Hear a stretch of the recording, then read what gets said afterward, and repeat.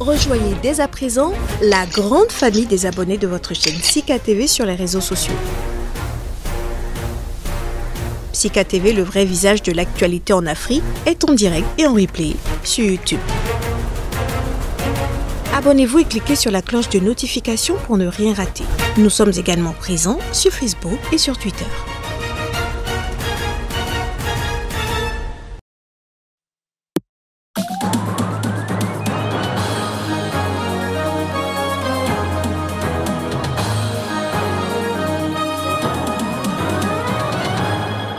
En République démocratique du Congo, 3 soldats et 8 miliciens ont été tués lors d'affrontements dans les hauts plateaux. L'armée y a lancé une offensive contre des groupes armés. Les précisions à suivre.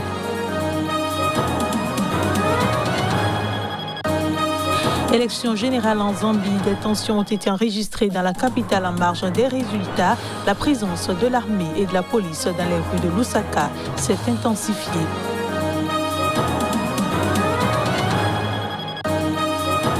Et puis Washington exhorte le président tunisien à revenir sur la voie démocratique. Kais Saied a reçu un haut responsable américain ce vendredi pour discuter de la situation dans le pays.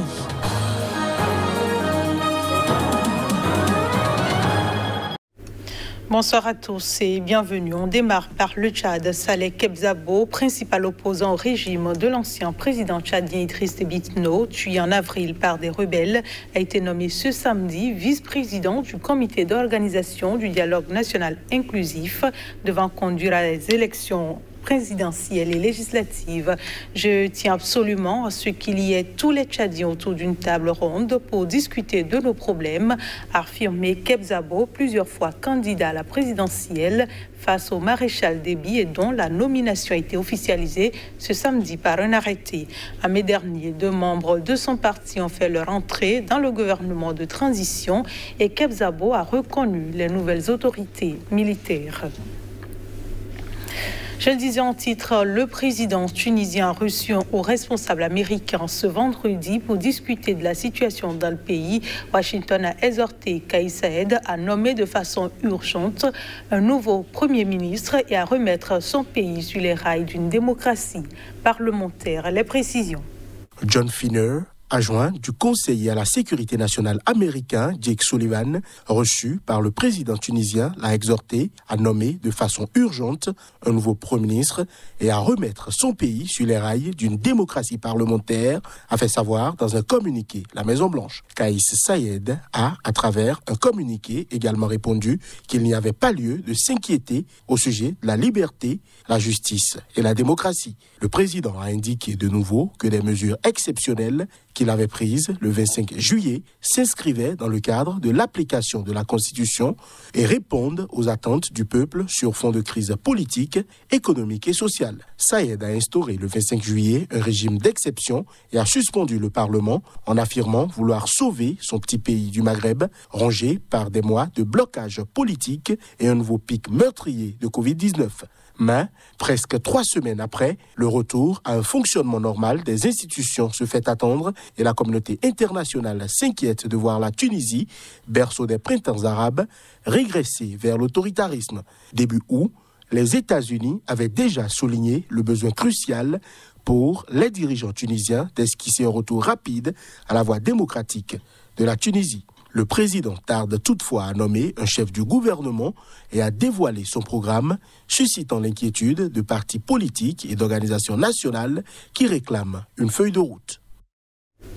Des heurts ont éclaté dans le district de Chibolia, Lusaka, au lendemain des élections générales en Zambie. La police et l'armée patrouillent dans les rues de la capitale alors que le pays attend les résultats d'une élection très disputée entre le président Edgar Lungu et son rival Hakainde Hichilema. Reportage. Le dépouillement des bulletins est en cours en Zambie au lendemain des élections générales. La commission électorale de Zambie promet que les résultats complets seront connus dans les 112 heures suivant la fermeture des bureaux de vote.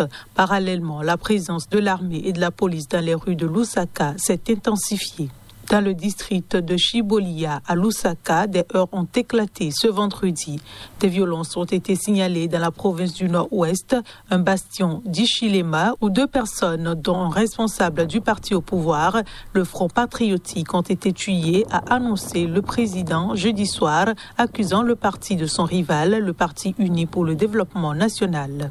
La commission électorale zambienne a ouvert une enquête sur ces violences et ce meurtre dont l'UPND s'est distancié, accusant le pouvoir de tenter ainsi de faire diversion. Le PF avance aussi que certains de ses partisans ont été agressés et chassés des bureaux de vote dans le sud du pays. Les résultats de la présidentielle, mais aussi des législatives et municipales dans ce pays d'Afrique australe, à l'économie plombée, le premier du continent à faire défaut sur sa dette dans la foulée de la pandémie de coronavirus, devront être connus d'ici dimanche soir. Ce dépouillement à valeur de texte démocratique dans ce pays qui gère généralement les transitions politiques en douceur, l'accès à Internet était largement rétabli ce samedi. Les équipes des 2 principaux candidats, le président sortant Edgar Lungu et son rival de toujours Hakainde Hichilema, ont affirmé que leur champion était en tête, avançant leurs propres calculs. Ce journal se poursuit. L'agence guinéenne de sécurité sanitaire a déclaré que la recherche d'autres cas suspects est en cours dans la préfecture de Guékédou au sud suite à l'apparition en Guinée du premier cas du virus de Marburg en Afrique de l'Ouest. Ce cousin à peine moins meurtrier du virus Ebola contre lequel il n'y a ni vaccin ni traitement et qui se manifeste par une fièvre aiguë accompagnée d'hémorragies internes et externes entraînant la mort dans 50% des cas en moyenne. Reportage. Seul un cas de virus de Marburg a été détecté pour l'instant en Guinée, mais l'OMS insiste sur l'importance de surveiller les 150 cas contacts qui sont dans la période critique d'incubation.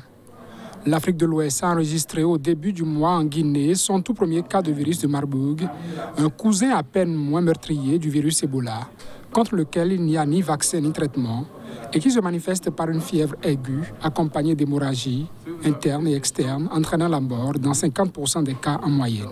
Comme on vous a dit que c'est le cousin d'Ebola, le même traitement qu'on a fait à Zérekoré là, on a déjà préparé ça pour Guéguédou. Parce que le traitement de Zérekoré nous a permis de guérir un certain nombre de malades avec Ebola. Comme c'est des infections qui se ressemblent, nous pensons théoriquement qu'en utilisant ces mêmes molécules, on pourra éventuellement donner la chance à certains de nos concitoyens qui vont devenir malades à les sauver. Donc ces dispositions sont déjà prises au niveau de Guéguédou. Le virus, qui est transmis par des chauves-souris, a été découvert dans des échantillons prélevés sur un homme décédé le 2 août dans la préfecture de Guékédou au sud, dans un village situé dans une région forestière proche des frontières du Sierra Leone et du Libéria. Ces symptômes avaient démarré le 25 juillet selon l'Organisation mondiale de la santé. Et actuellement, avec l'appui du ministère, il y a des recherches écologiques que nous allons enclencher à partir du 16. Donc on va réexaminer les roussettes ou chauves-souris en Guinée pour voir est-ce qu'il n'y a pas un modèle de chauve-souris à Guéguédou qui héberge le virus de Marburg. Donc toutes ces recherches-là sont enclenchées pour que la lumière soit faite sur l'origine de cette maladie. La surveillance transfrontalière a été renforcée. Au 11 août, près de 200 personnes avaient été ainsi examinées selon l'agence spécialisée onusienne. 3 militaires et 6 miliciens ont été tués lors de combats dans les hauts plateaux de l'Est de la République démocratique du Congo. Dans cette zone, l'armée a lancé une offensive contre les groupes armés. Les détails. Les forces armées de la République démocratique du Congo traquent depuis jeudi matin les déserteurs de l'armée qui insécurisent la population dans les hauts et moyens plateaux d'Ouvira et Fizi, avait déclaré le capitaine Dieudonné et Kassereka, porte-parole de l'armée dans le Sud Kivu. Selon lui, cette opération de l'armée a été déclenchée après une attaque de miliciens coalisés qui ont tenté de s'emparer d'une position militaire, comme ce fut déjà le cas à Minambwe les 10 et 11 juillet. Faisant vendredi un bilan provisoire de l'opération, le capitaine Kassereka a indiqué que l'armée avait repris une dizaine de localités, que 3 militaires avaient été tués et 5 blessés. Du côté des ennemis, 8 ont été neutralisés et plusieurs blessés, a-t-il ajouté. La région des Hauts-Plateaux est le théâtre de conflits opposant des groupes armés constitués sur des bases communautaires, notamment des Congolais Tutsis aux lointaines origines rwandaises, les Banyamulenge et d'autres communautés, comme entre autres les Bafuliro, Babembe, Banyundu. La coalition Twiganeo, Autodéfense et Ngumino, nous restons là, en Kinyamulenge, est composée de membres de la communauté Banyamulenge. Ces groupes armés ont été rejoints par le colonel Michel Rukondo Makanika qui a déserté l'armée début 2020 avec un groupe de militaires. Les FLN, Forces nationales de libération du Burundi, sont considérés comme la principale rébellion burundaise présente dans l'Est de la République démocratique du Congo. L'avocat du président du principal parti d'opposition tanzanien, Freeman Mbowe, a demandé vendredi l'abandon des poursuites pour terrorisme contre son client. Il dénonce une interférence du pouvoir après de récents propos de la nouvelle présidente. Freeman Mbowe, 59 ans, a été arrêté fin juillet avec d'autres figures de Chadema après avoir appelé à un rassemblement pour demander des réformes constitutionnelles. Son arrestation a suscité l'indignation de son parti et d'organisations de défense des droits. Il devrait comparaître vendredi devant le tribunal de Kisutu à Dar es Salaam pour financement du terrorisme et complot terroriste. L'audience a finalement été reportée au 27 août, Freeman Mbowe, n'ayant pu être transféré dans la prison en raison de problèmes de transport, a déclaré son avocat Peter Kibatala. Le dossier est en cours de transfert vers une cour supérieure.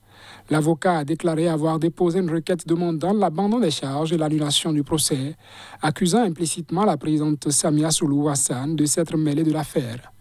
Nous avons soumis un avis demandant au tribunal de Kisutu de présenter à la Cour supérieure les déclarations d'une institution gouvernementale qui, selon nous, ont directement interféré avec l'indépendance du tribunal, a déclaré Peter Kibatala aux journalistes à l'extérieur de la salle d'audience. Je n'ai pas besoin de mentionner l'institution gouvernementale parce que presque tout le monde l'a entendu, a-t-il ajouté. Dans une interview à la BBC publiée en début de semaine, la présidente a assuré que les accusations portées contre Freeman Mbowe n'étaient pas politiques et résultaient d'une enquête de près d'1 an. Je soupçonne que, connaissant les charges auxquelles il était confronté, il a calculé que s'il était arrêté, il pourrait prétendre que c'était parce qu'il faisait pression pour une nouvelle constitution, a ajouté la présidente. Avec de tels propos, nos clients se sentent déjà condamnés, a affirmé Kibatala. La Tanzanie de John Magufuli, l'ancien président décédé en mars, était marquée par une politique autoritaire, particulièrement rude envers les médias, les critiques et plus généralement la liberté d'expression. Peu après son arrivée, Samia Suluhu Hassan a, elle, promis de défendre libertés et démocratie. Mais l'espoir d'un renouveau politique dans ce pays a été affecté avec l'arrestation de Freeman Mbowe. Et c'est la fin de ce journal. Merci de nous avoir reçus. Restez avec nous. L'info revient dans un instant sur Sika TV.